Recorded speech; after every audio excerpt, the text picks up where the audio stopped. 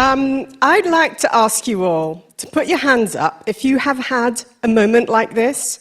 If your parents don't really know what it is you do for a living. Hands up. I'm going to put my hand up too. Okay. And I have to say, this didn't really bother me when I was younger, but still, even when I was in leadership positions. For me, working in a think tank ticked all sorts of other boxes. It's interesting, it's fun, you get to travel, you get to do your research so you can pursue your intellectual interests, but you're not in an ivory tower. You can, go out and meet people around the world. And then, at some point, I changed my mind.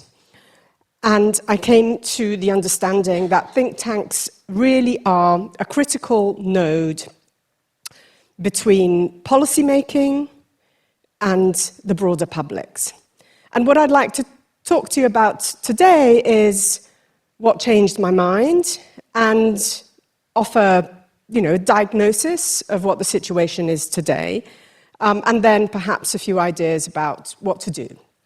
So, my personal watershed moment came in 2016. There were two events. The first was the British referendum, where a slim majority of Britons decided to leave the European Union, Brexit. The second was the election of President Donald Trump, again, first time round in 2016. Now, I'm a European. I feel European. I have a British passport and an Italian passport. I'm based in Brussels. I have built my career around researching European integration, European enlargement, European foreign policy, international cooperation. At the time of Brexit and Trump's election, I was working in a think tank called the German Marshall Fund, which is committed to transatlantic cooperation. So these two events were true watershed moments for me, and they really got me thinking, what is the purpose of my work? How can I pursue evidence-based, policy-relevant research when decision makers and policymakers are pursuing a completely different line? What went wrong?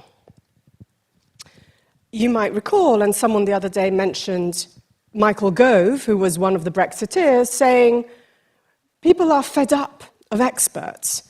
And at the same time, one of the first a press relations person of the Trump administration spoke of alternative facts. Now, 10 years later, I think this environment, the environment in which we work, has only become much harder. The public space has become a space where everything is possible and nothing is true. And this is, a space that serves very well the likes of Elon Musk and President Putin, but perhaps is not very conducive for think tank work. So let me just give you a quick diagnosis of what I think the 4 key problems are. I won't go into too much detail because I think you all know them. And then I'll offer some ideas about what can be done. I have to say that the first thing I did do after my watershed moment was think about think tanks, and I wrote a paper which was published in 2017, and apparently I presented it at an OTT-related event around that time. I was reminded of this yesterday, but I hope that 10 years later, perhaps, I am still true to what I thought at the time, but perhaps have updated my thinking a little bit. So, diagnosis, 4 areas. The first is the information ecosystem and the knowledge industry. The second is, and I'm going to make the point, everything is political. The third is the funding landscape. And the fourth, although not necessarily in this order of hierarchy, is the geopolitical upheaval, which, for me, working in an international affairs think tank, is particularly important. The information ecosystem. We've had conversations here today about technology and how it has revolutionized how information is shared. We heard a keynote speech on artificial intelligence and how it is revolutionizing the way knowledge is actually organized. What happens with these big technological revolutionary changes is that the hierarchies, the traditional hierarchies around which knowledge is organized, is fact-checked, and is transmitted, they are under attack. They are severely challenged. This produces opportunities, but it also has meant a major crisis of fact-checking institutions and organizations. The same can be said about the gatekeepers to knowledge. There are opportunities to, establish different ways of gatekeeping, but at the same time, the traditional institutions that we have been relying on are in crisis. And this has caused a major loss of trust among publics, in governments, in institutions, including democratically elected institutions, in academia, in newspapers. This is a real challenge. Second point, it's all political. Let's not assume that the technological revolution is politically neutral. It is not. Okay? There is a political economy behind it. Who owns technology? What is the business model?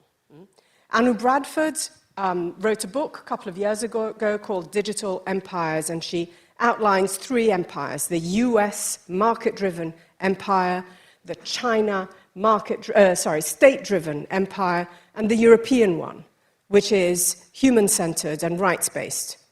Who's going to win? We're in the midst of a technological race. I don't think it's going to be the Europeans. So there's a big issue with respect to technology and politics, and this is really shaping the information ecosystem we live in. We also need to look at who exploits the information ecosystem. There are political actors in democratic societies, there are authoritarian states, and this is happening in a global context of a democratic recession, where there are fewer democracies, where democracies are becoming more autocratic, and where established democracies are severely challenged. There is a democratic recession in the advanced democracies. Number three, the funding landscape. The geopolitical upheaval that I will be talking about in a moment is challenging the funding landscape. In many countries, we are on the cusp or already in the midst of debates between guns and butter. Trade-offs are coming. Everything is being securitized. So there is a big question as to who is going to fund research. Governments are slashing their budgets for diplomacy, for reaching out to the rest of the world, for welfare, education, and all the soft goals that think tanks tend to work on, all the milieu goals that think tanks tend to work on. Large donors are defunding or have defunded international organizations and foreign aid, and I'm sure many of you have been affected by these changes. And philanthropy, even when it is enlightened, is under pressure to plug those gaps and to think about what their priorities are. So the funding landscape is changing quite dramatically. Again, that can push countries to be creative, but it also can lead to short-term crises. And then the fourth point really is about geopolitical upheaval.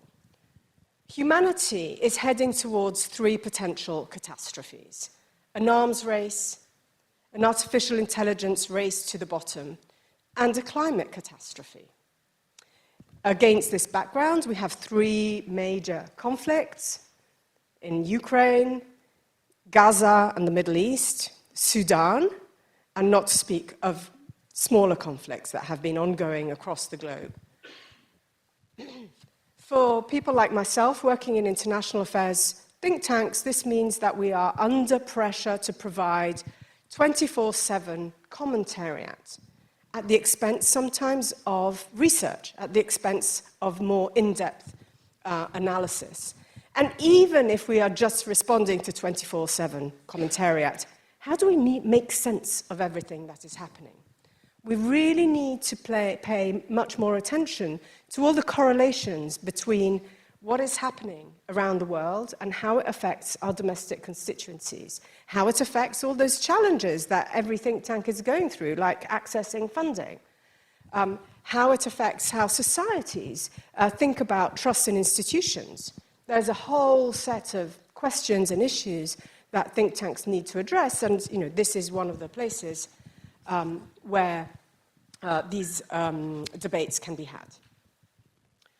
But precisely these four systemic challenges that humanity is living through make the case for think tanks to be all the more relevant and to be all the more needed. We need non-partisan think tanks that are working on the basis of non-polarized debates that can provide evidence-based, policy-relevant research that is also immersed with the world, that is capable of engaging with society. So what can be done? And this is my final segment. I don't have a magic wand. I can share with you what I did, and then I think I have some ideas, but I think many of you have been addressing these ideas, so maybe this is opening up a conversation. But what I did in the 10 years since my watershed moment, the first is really focus on who I am. Really focus on where I work, what values do we espouse, what are our principles. This gives us moral clarity. It gives us a sort of ethical structure around which we can make decisions. It allows us to discern between what we ought to be doing and what is not really part of our core business. It allows us to stop chasing funding and to actually go to funders with proposals that really reflect who we are and what we want to do. It goes without saying that who we are means that we are unique in this. We are different from others, and we offer something new and alternative to what others are doing, so that we're not replicating and not following the policy line that is established by others. We have really worked on identifying what our core business. We need to make sure that it is understood. We need to have moral clarity within, but also need to make sure that it's understood externally. We need to build networks through affinities, identify those who share our values, our principles, our ethics, which are, again, as I said, non-partisan and really focused on evidence-based, high-quality research that is relevant to policymakers, that can be communicated to wider audiences, and find those who share that affinity. I have found that affinity seeking is actually breeds success. And also, if you look at political dynamics in our societies, authenticity is actually very important. It attracts attention. People like it, they sense it, they feel it, which is why, again, this moral clarity is important. So in a way, my first watershed moment actually led me to self-doubt and to think through who I was. It was a bit of an introspective exercise, but it helped me define what I wanted to do and then carry that definition through the organizations I worked for. And self-doubt, I think, actually is a feature of my professional and private life. I do question myself. What if we were wrong? What if the challenger out there, whom perhaps gets denigrated in the debate, what if the challenger actually has a point? Can we think about this? Can we turn upside down what our thinking has been? And this also has been, I think, an important guiding light, certainly for my work. So what can be done? A lot of the discussions these couple of days really focus on what can be done. In my case, I will share what I do and try to do and aspire to do. The first point, and it really builds on the question of moral clarity, is about making sure that you are looking ahead with foresight, with planning, with envisaging scenarios, with concocting plan Bs, and looking beyond the horizon. And this really is a direct consequence of knowing who you are. What if the context changed? How would we behave? So planning is really important. And this is about planning budgets, it's about planning staff, it's about planning research. And that is the biggest chunk of my work. Second point is building networks and communities, like this community. And I really liked Kike's distinction between networks and communities. It's really important, because communities bring safe spaces. And safe spaces are where you can introduce self-doubt and confront with others about your self-doubt. So it's really important that that introspective exercise is actually brought to a different space. And it is also through safe spaces that you can build more effectively cross-pollination, across disciplines, across methodologies, across geographies. I don't know how your experience is, but in my case, even though we work in international affairs, sometimes I realize that with colleagues, because they come from a different school or they look at a different issue, we speak different languages. We need to build bridges across disciplines so that we can better understand the complexities of what is happening around us. The other question that I've been working on a lot in my research, in my readings, and in my conversations, is trying to better understand the relationship between domestic politics and international affairs. You will be surprised to know that international relations disciplines really does not give much space to domestic politics. It's a kind of secondary variable. It's a kind of filling the gap when they can't explain why things happen. They say, oh, well, you know, Trump has embarked on this war on Iran for domestic reasons. Well, let's unpack that. Let's try to understand what is happening for real. Similarly, you know, the impact of globalization is causing people to turn away from politics. Let's unpack that. Let's understand that. So I think there's a lot of work that needs to be done in understanding that relationship, and this type of community is a place where that can happen.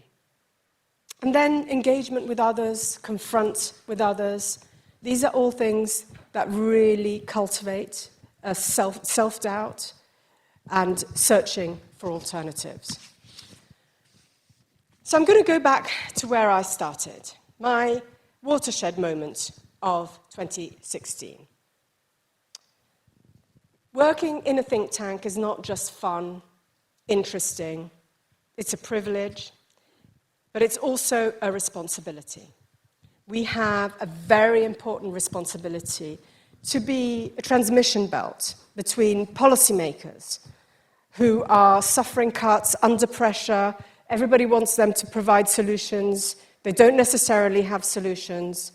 There's fewer of them to provide those solutions. They're siloed. These are all gaps that think tanks can fill. They can perform really critical roles in that sense.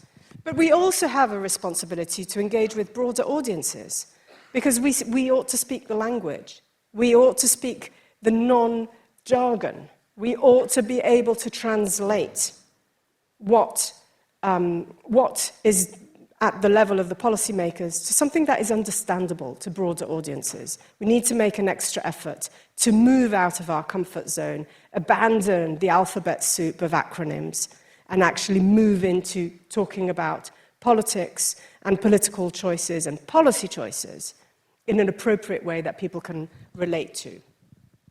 We have a really important role in building those bridges and helping decision makers not screw up. Thank you very much for listening. I would like now to turn the table to you, and I would like to ask you if I've given you a story about why think tanks are important that I can tell my mother. Thank you.